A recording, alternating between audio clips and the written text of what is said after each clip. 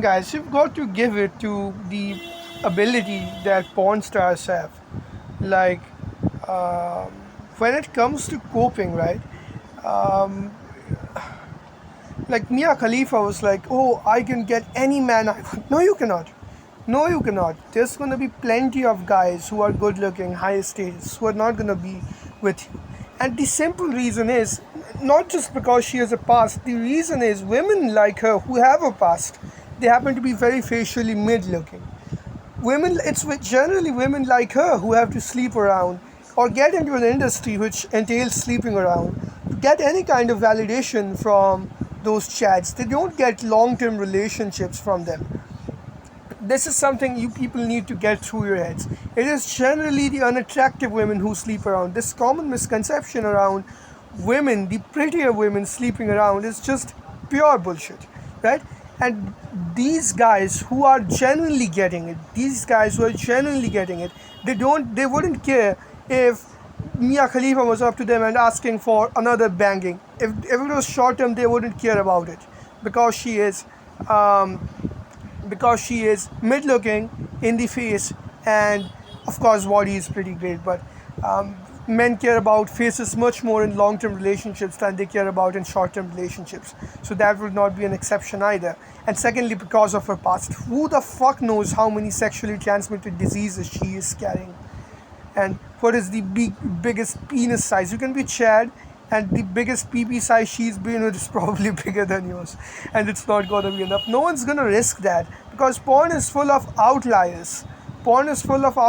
And back somewhere in your mind, you probably know that, right? And that's a fact. Those guys are not going to be with her for the long term for good reasons, for very good reasons. And forget it. But bro, what if Stacy had high body count? Forget it. There is no such thing as a Stacy with a genuinely high body count. 2, 3, maybe at most 4, because of some horrible relationship she had or childhood trauma. That's it. Most Stacys don't have to constantly throw themselves at other guys or uh, you know, get into a profession which you have to sell your body. Your body is so valued, the highest bidders would have to bid for it instead of you constantly having to market it for them. That's a fact, guys. Like, the ability these people have to cope is like remarkable. Most female porn stars, if you get rid of that body, they are extremely mid looking in the face. And there's, now I've done some research on this, like there's like 5, I can count it on my fucking hands, 5 female porn stars who are genuinely good looking. 5. And this is not because I'm a gooner, but because before this video I did some study on about 100 porn stars, and probably like 5 of them are like genuinely good looking. Alright? So the most famous porn stars probably each have a major flaw. Lisa Ann had a massive forehead. Then there's people like Allura Jensen with buck teeth, and Angela White has a narrow palate. Like, they are so facially mid looking. There's only one who is genuinely good looking among the ones that I researched today. It was Julia Ann and probably Alison Tyler. So some of them are good looking, but most of them are nothing special, man. Most of them are nothing special. And there is no reason most of these women have that a guy would put up with their high body count and their past, because they're nothing special, right? And the women who are better looking already have cleaner pasts than them. Those guys would bang a 30-year-old woman for the fun of it and then crack open a virgin pussy for long-term commitment. That's because they can, just because they can. That's what it is. And these porn stars are generally coping. The only good thing Mia Khalifa has said, the only good thing that has come out of her mouth, other than the cum of the guys that she gargled on, is the fact that if you enroll in the military, then it's essentially selling out your body to the government. I agree with this sentiment. I 100% agree with this sentiment too. Not everything someone says is garbage. This is true. This is true. Any country you die for, they don't care about you. They don't really care about you. They just want to use you as cannon fodder, and that would be one sub 5 less to care about.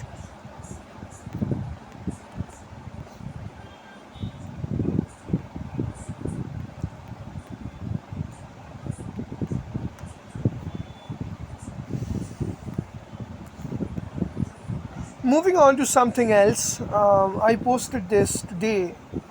Um, so this is his comment. So right away, you guys can pause it and look it up. This is my rebuttal, right? When you say the Hadza specifically participated in antelope drives, or women of Acta hunted deer, boar, and other solos or duos, or even groups and participated in drives. Now, here's something I would quickly like to get across, right? Um, when I said 5 to 10% of women hunted, I was not pulling that shit out of my ass.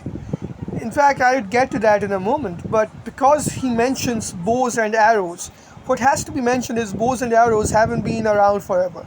Bows were only invented towards the beginning of the Upper Paleolithic, right? And dogs were domesticated only about 20,000 years ago, and traps were created 10,000 years ago. So the all sorts of hunting, including that of small game, which was made easy for women, was only invented about 60,000 years ago. Before that, 80,000 years ago, even hunting small game would have been much more difficult. And by that time, because humans had already existed for 2,500 years, gender roles would have been divided along those lines, because women simply couldn't hunt those other, simply couldn't hunt anything, because there were no bows, there were no arrows, there was no dogs, there were no daggers, and of course, there was, what do you call it? There were no traps. So of course, hunting was even more physical, and hunting something from a distance was basically impossible. And you have to consider another thing. Whenever you were trying to hunt something from close range, even if it is something like fowl, and early fowl were a lot more difficult to catch, there's always a chance that the female could get hurt, and a loss of a female to a group, if something goes south, that is not recoverable for the society, right? That is not recoverable for society. And yes, I get this sentiment a lot, but if the hunting was difficult, everyone would band together and it was all hands on deck.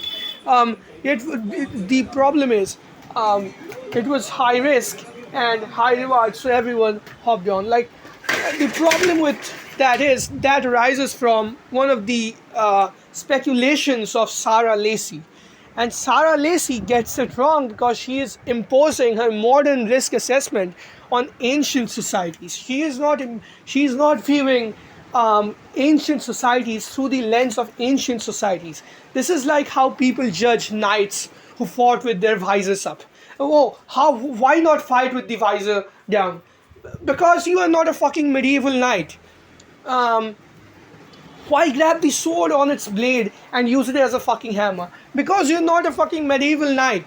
You don't understand how the risk assessment really works for them. And for them, losing a female would have been harmful. In fact, there's actually proof from Professor Harlow's research that the more difficult hunting got, the more difficult and risky the hunting was. It was not that everyone boarded to hunt. In fact, hunting stuff which was very risky was almost exclusively male. It was almost exclusively male. The more difficult it got, the less and less women participated in it. Their risk assessment was different. They assessed that taking women to hunt would be harmful for society. In fact, if you lost a few men, that would reduce competition and it wouldn't be that big of a problem. Because women, of course, have limited eggs and men have basically an unlimited amount of sperm.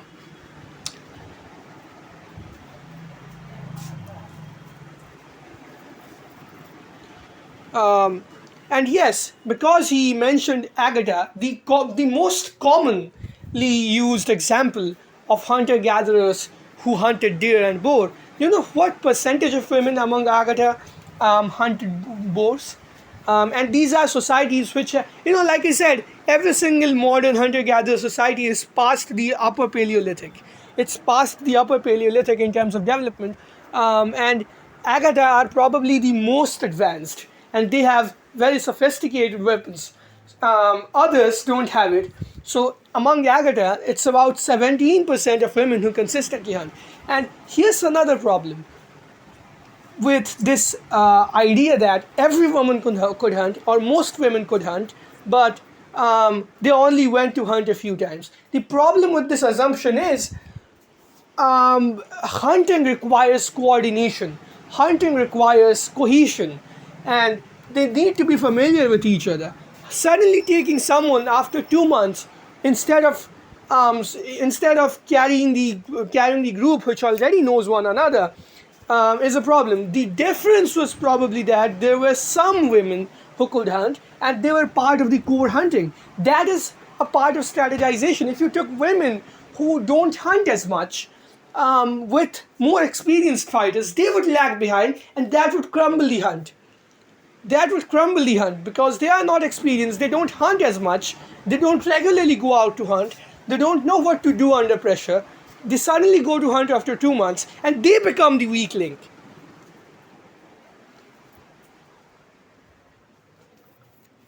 Here's the interesting thing. He says that what makes you assume that even in times of peace far less than 90% men reproduced. He is mentioning ethnographic evidence from throughout human history. Yes, throughout human history, only 40% of men have reproduced compared to 90% men. But if you are specifically talking about hunter-gatherers, even modern ones, where women are relatively more likely to hunt, be able to hunt, the strongest women would be just about physically capable enough to hunt with bows and arrows. And bows and arrows, they themselves have draw weights, right? They have a significant draw weight. And if you are a weak person, let's say you're trying to shoot a bow and the bolt hits the bison or some shit, it's probably just going to bounce off. You need significant strength to be able to land lethal blows from bows and arrows. On a human, and of course on animals which have very, very thick hides and overlapping layers of fat and fur. And of course, very dense muscles protecting their internal organs and overlapping layers of all of that, right?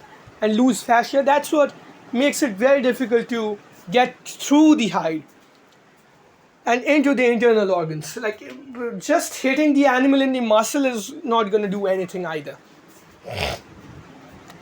So Agatha have the best bows and arrows in business. Agatha have dogs, and they take part in antelope drives. But even then, it's physically exhausting for women. So only about 17% of Agatha women are active hunters. And of course, like I said, you have to be constantly training in hunting so you have cohesion among the core group of hunters. If you are not a part of the core group of hunters, and if you only hunt once a while, you're going to be the weak link and you're probably going to be bad at it.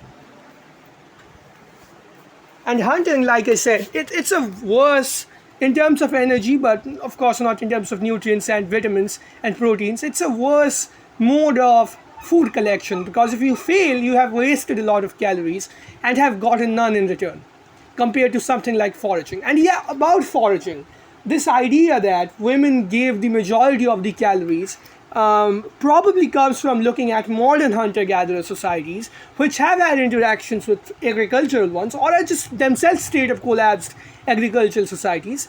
They have an idea which fruits and tubers to pick. They have an idea which vegetables to pick. Ancient hunter-gatherers, something like 80,000 years ago, they probably had no idea. Like the middle Paleolithic or the early Paleolithic, they had no idea what to do about it.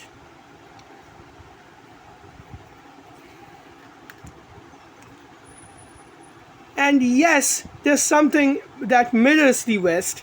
It's interesting that when you look at hunter-gatherers, somewhere between 80 to 90% of men get married, and only about 10 to 20% of women hunt. So these women are not reliant on men for meat, right? these women can forage and they can get meat on their own, while the other 80% cannot.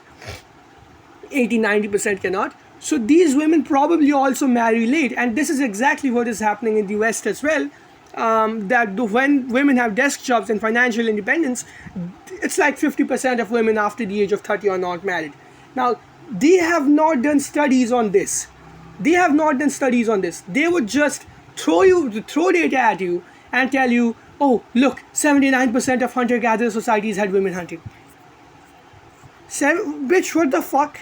Have you checked actual prehistory? Have you checked actual middle Paleolithic when there was no bows and arrows? Have you checked when dogs were not domesticated? How the fuck did humans hunt?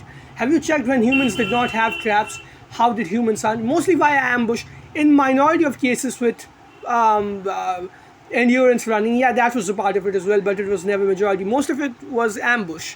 And also there was something, not just ambush, but also large animals could not really move, so we would gang up on them and attack them. But again, like I said, ganging up on those animals, even in modern hunter-gatherer societies, it doesn't seem like women are taken to those hunts, because the risk assessment of them is different from what the risk assessment Sarah Lacey presents.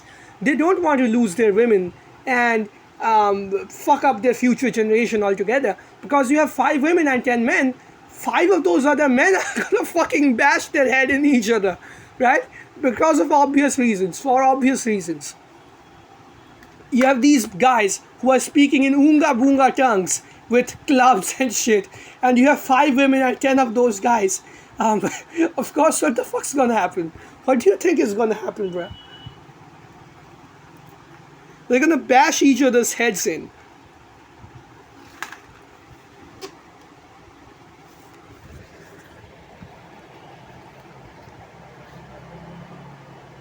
Now this is the problem. Women tended to bow hunt more often than spear hunt. Like I said, bows were only invented 60 to 50,000 years ago. Before that, humans also hunted. And yes, my original proposition still holds true, that in a hunter-gatherer society, 80 to 90% of men get married. That's just a fact. That's in Hasda, that's in Agatha. In every single society there has been research in a 6-year period. They have done this research. They have noticed that 90% of men at any given time were married. And those other women who could hunt for themselves, they were asking for more from their husbands. And that, as a result, they were more picky and they did not get married. And the same thing is happening in the West. But with a greater percentage of women. Now, it's true that this kind of selection, asking for more looks and height, it has always been there with women who have been independent. But in nature, in real nature, not Neolithic, not Upper Paleolithic, but in Middle Paleolithic and Early Paleolithic, at times when we had just become human and not invented anything else, it was mostly spear hunting. It was mostly men doing the hunting. Nearly only men doing all the hunting. Even because the thing is, even when you did not have bows and arrows, catching small game, you would have to run behind that animal. Sneak up on them, and throw the spear with remarkable accuracy. Now, of course, archers have more or less the same accuracy, but when you look at throwing objects, it's abundantly clear that men are better at throwing objects more accurately than women are. It's abundantly accurate from every single body of research. And yes, the spear needs to be sufficiently heavy to cause damage.